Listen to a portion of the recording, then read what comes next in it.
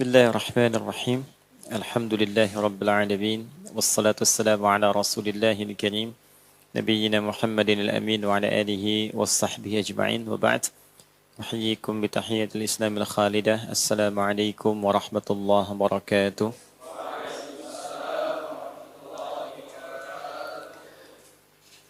Kita mengawali perjumpaan kita di siang hari ini dengan bersyukur dan memuji Allah Subhanahu wa taala.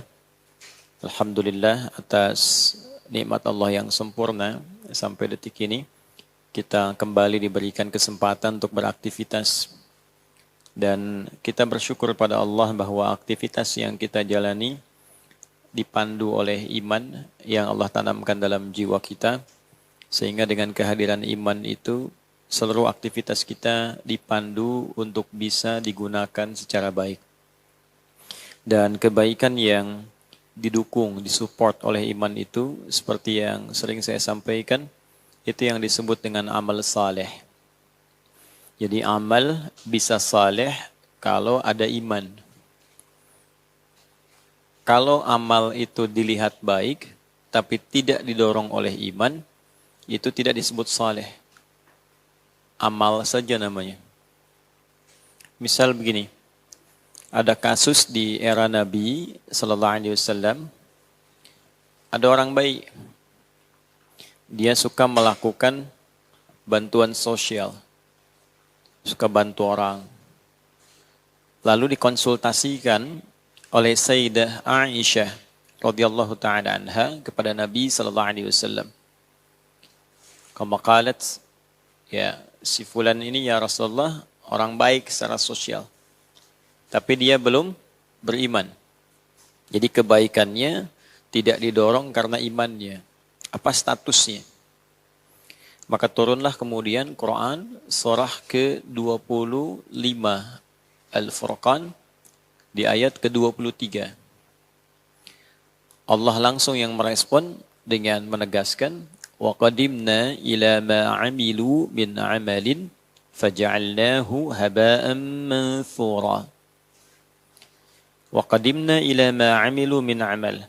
Dan bila ada seseorang melakukan perbuatan, aktivitas yang dinilai baik dalam konteks dunia.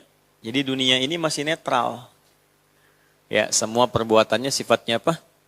Netral. Netral itu dalam arti begini. Jadi semua melihatnya relatif. Apa yang dikerjakan oleh kita, menurut si fulan baik, menurut orang lain belum tentu. Gini, kalau ada koruptor dihukum, baik tidak? Baik, kata yang menghukum, kata koruptor kan tidak. Hah? Ya, larangan zina baik, tapi bagi pezina kan tidak. Ya, bagi pezina, ya kami kan katanya suka sama suka, kenapa mesti dilarang?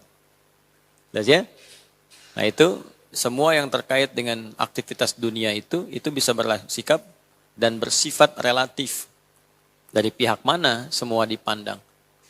Karena itu kalau kita menginginkan satu kebenaran mutlak, tidak ada sumbernya kecuali dari Allah.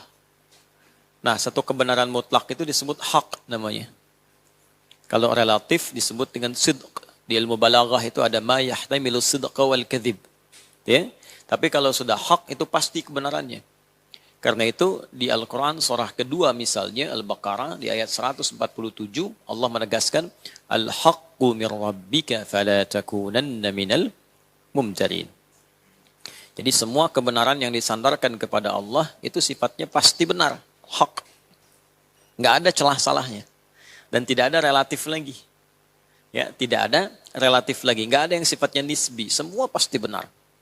Ya, Allah menegaskan semua yang bernyawa pasti wafat. Pasti mati, pasti meninggal. Pasti tidak? Pasti. Tinggal menunggu waktunya saja yang Allah sudah tetapkan. Gitu kan? Nah, ini yang disebut dengan hak. Jadi Allah menyampaikan amalan dunia itu kalau tidak didorong oleh iman, ya betapapun dia sifatnya baik, keadilan Allah yang punya kebenaran mutlak itu tetap membalas kebaikan itu di dunia. Tapi tidak disifati dengan soleh. Kalau disifati soleh, keadilan Allah hilang di situ. Kan? Sebab tidak menempatkan sesuatu sesuai dengan tempatnya. Lalu apa bedanya orang beriman yang berbuat baik? Dia punya iman, berbuat baik. Ada yang nggak punya iman, berbuat baik. Nah kan iman itu mesti membedakan. Misal ini ada minuman nih. Ada orang yang punya iman, memberikan minum.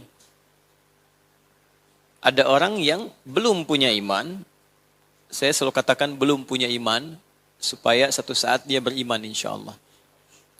Dia juga memberi minum. Yang satu memberi minum karena imannya, yang satu memberikan minum karena dorongan kemanusiaannya. Dia ada fitrah kemanusiaan. Fitrah kemanusiaan itu cenderung mengajak manusia untuk mendekat pada kebenaran dan mengingkari keburukan. Jadi non-muslim pun pasti tidak suka dengan korupsi. Ya kan? Bahkan penipu pun nggak mau ditipu. Pencuri pun tidak mau dicuri, gitu ya. Nah, itu sudah fitrahnya. Nah, karena itu ketika seseorang itu berbuat baik dengan fitrah kemanusiaannya, kemudian ada yang berbuat baik dengan fitrah keimanannya, ini mesti ada perbedaan. Mesti ada pembeda. Kalau tidak ada pembeda, untuk apa ada iman? Nah, karena itu Al-Quran menyifati orang-orang yang berbuat baik atas dorongan imannya. Ya, dia memberi minum karena dorongan imannya.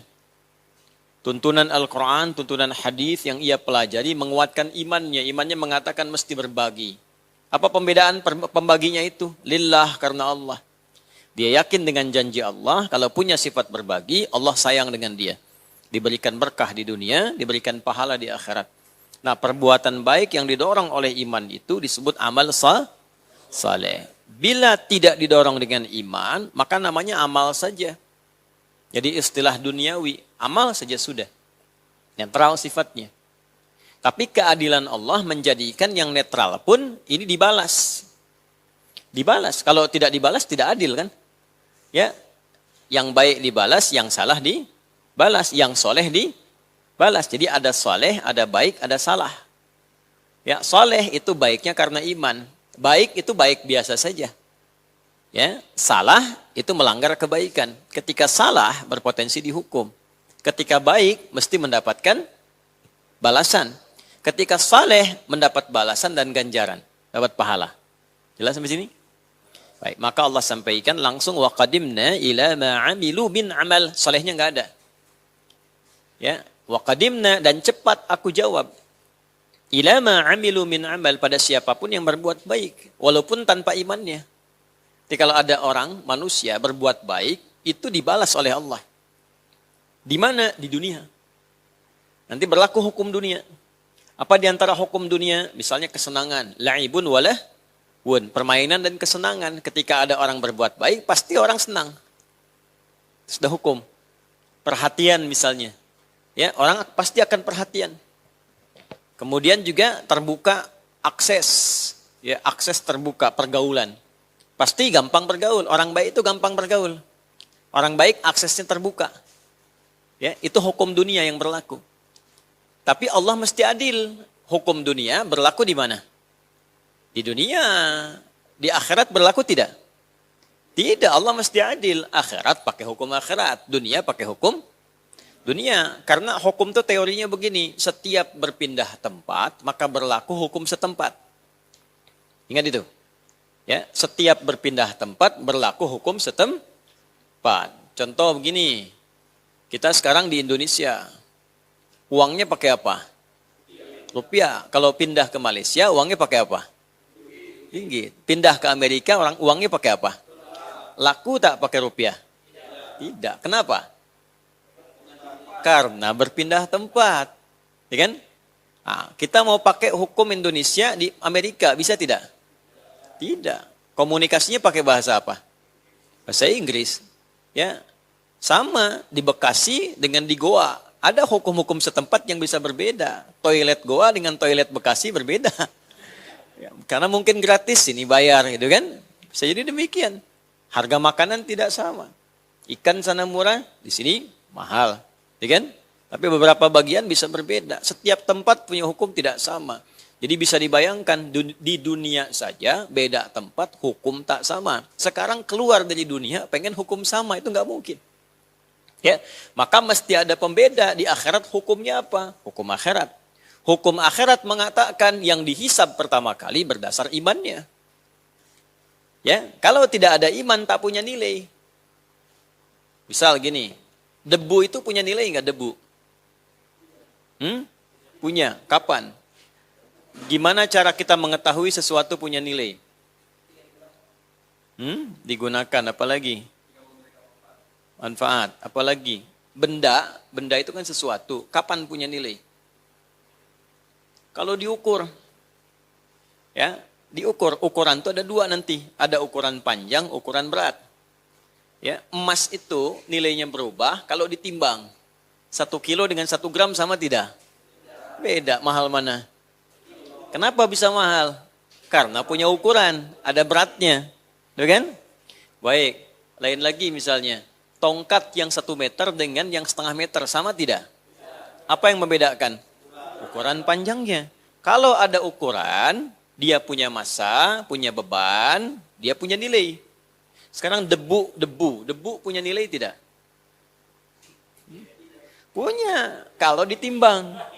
Ya kan? Debu kumpulkan, ditimbang, ada nilainya? Ada. Ya kan? Minimal pakai tayamum kan bisa ya. Kalau nempel kan bisa kan. Sekarang kalau debunya terbang gitu, bisa ditimbang nggak? Bisa diukur? Tidak. Karena itu Al-Quran mengatakan di akhirat nanti amal-amal dunia itu nggak bisa ditimbang. Karena hukumnya berlaku hukum dunia. Di akhirat dinilainya pakai iman. Karena dia dikerjakan tidak menggunakan iman, tidak berlaku di akhirat seperti debu yang terbang. Faja'alnahu haba'an manthura. Jelas? Nah, itulah keadilan Allah. Jadi di dunia ini, orang-orang yang beramal baik, tidak didorong oleh imannya, tetap disebut amal, tetap diberikan oleh Allah dengan sifat adilnya balasan. Tapi balasannya mengikuti hukum dunia, supaya Allah adil. Kalau dibalas hukum akhirat tidak adil kan? Karena tidak ada iman. Nah, kalau kemudian didorong dengan menggunakan imannya, maka berubahlah amal itu menjadi amal apa? Amal saleh. Nah, itulah yang dimaksud di Al-Quran rahasianya. Kenapa setiap amal saleh didahului oleh iman. Rata-rata begitu. Tadi sholat zuhur, nanti sebentar lagi sholat apa?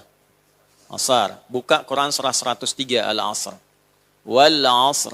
Innal insana lafi khusr. Illa alladhina amanu wa amilus shalihat. Jadi setiap ada amal didahului oleh iman pasti saleh itu. Salat amal saleh bukan? Tahu dari mana? Karena didahului oleh iman. Alladzina yu'minuna bil ghaibi wa yuqimunas.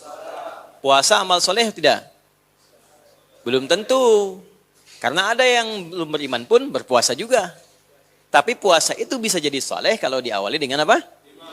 Iman. Karena itu ayat puasa Ramadan dibuka pakai iman. Ya ayyuhalladzina amanu kutiba alaikumus. Nah, itu. Itu yang dikumpulkan di akhirat dibalas. Nah, semua kumpulan itu ketika ditimbang dalam hisab, itu yang kemudian kita sebut dengan pahala. Semakin berat, semakin tinggi, barulah diberikan balasan di akhirat atas semua kesolehan itu. Balasan itulah yang diberikan karena rahmat Allah, berupa surga. Oleh karena itu, kata surga pertama kali disebutkan dalam Al-Quran, semua surga, bentuknya jama'. Jadi kalau tunggal jannatun, kalau jama' jannat. Semua hukum di akhirat ingin mendapatkan semua pintu surga, maka bekalnya harus amal saleh. Bekal amal saleh itu dimulai dari apa? Iman. Karena itu kalimat surga pertama kali disebutkan dalam Al-Quran bentuknya jama' di Al-Baqarah ayat 25. Itu diawali dengan iman. Wa basyiril ladzina amanu lalu wa amilus shalihat. Baru anna lahum jannatin tajri min tahtihal anhar. Nah, itu kurang lebih secara demikian untuk cara kita memahami secara konsepnya. Karena itu kita mesti memastikan minimal kita berdoa untuk memulai segala sesuatu sehingga mendapat taufik bimbingan langsung dari Allah Subhanahu wa taala untuk menjadikan seluruh aktivitas kita itu memiliki nilai di sisi Allah atau disebut dengan amal saleh. Nah, tidak cukup dengan nama saja, mesti dibuktikan lewat perilaku. Nah, misal itu Ustaz Taufik, namanya Taufik tuh. Nah, ini namanya hidayat kan. Ya, Nah, tapi kalau tidak dibuktikan lewat perilaku, sekalipun namanya terlihat baik, ya itu tetap hisabnya berdasarkan niat dan amal. Jelas sampai sini?